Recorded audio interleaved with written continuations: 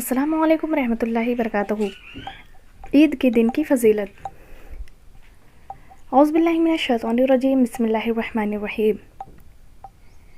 عید کا دن بھی بہت زیادہ فضیلت کا دن ہے۔ اس دن اللہ تعالیٰ خصوصیت سے اپنے بندوں پر بہت زیادہ انعامات اور مغفرت فرماتا ہے، جس کی تفصیل آپ کے پیش خدمت ہے، بغور سماعت فرمائیں۔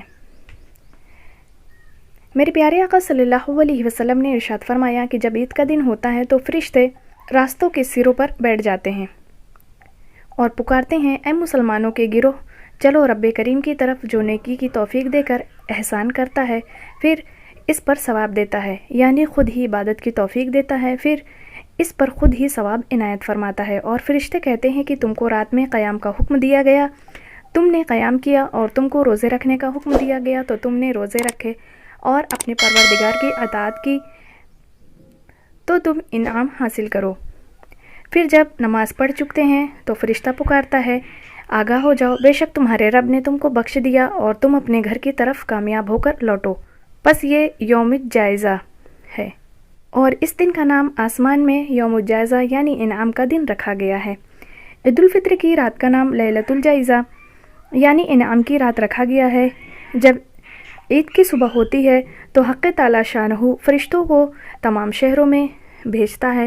وہ زمین پر اتر کر تمام گلیوں راستوں کے سروں پر کھڑے ہو جاتے ہیں اور ایسی آواز سے جن کو انسان اور جنات کے سوا ہر مخلوق سنتی ہے پکارتے ہیں کہ اے محمد صلی اللہ علیہ وسلم کی امت، اس رب کریم کی درگاہ کی طرف چلو جو بہت زیادہ عطا فرمانے والا ہے اور بڑے بڑے قصور معاف کرنے والا ہے۔ پھر جب لوگ عیدگاہ کی طرف نکلتے ہیں تو حق تعالی شانہ فرشتوں سے دریافت فرماتا ہے کہ اس مزدور کا بدلہ کیا ہے جو اپنا کام پورا کر چکا ہو۔ وہ عرض کرتے ہیں کہ ہمارے معبود اور ہمارے مالک، اس کا بدلہ یہی ہے کہ اس کی مزدوری پوری دی جائے۔ تو حق تعالی فرماتا ہے کہ اے فرشتوں، میں تمہیں گواہ بناتا ہوں کہ میں ان کو رمضان کے روزوں اور تراویح کے بدلے میں اپنی رضا اور مغفرت عطا کرتا ہوں۔ اور بندوں سے خطاب فرما کر ارشاد فرماتا ہے کہ اے میرے بندوں، مجھ سے مانگو، میری عزت کی قسم، میرے جلال کی قسم، آج کے دن اپنے اس اجتماع میں مجھ سے اپنی آخرت کے بارے میں جو سوال کرو گے عطا کروں گا، اور دنیا کے بارے میں جو سوال کرو گے اس میں تمہاری مصلحت پر نظر کروں گا۔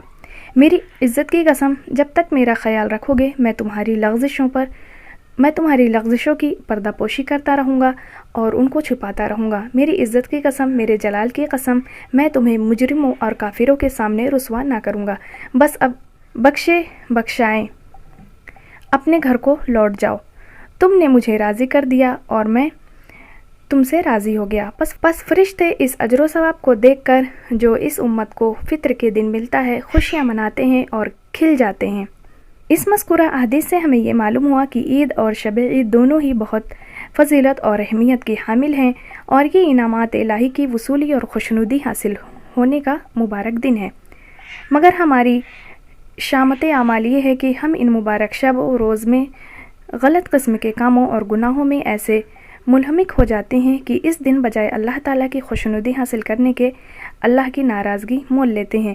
تو اللہ رب العزت ہمیں اپنی خوشنودی حاصل کرنے کی سعادت بخشے اور ہر برے کاموں سے محفوظ رکھنے کی سعادت بخشے۔ السلام علیکم رحمۃ اللہ وبرکاتہ۔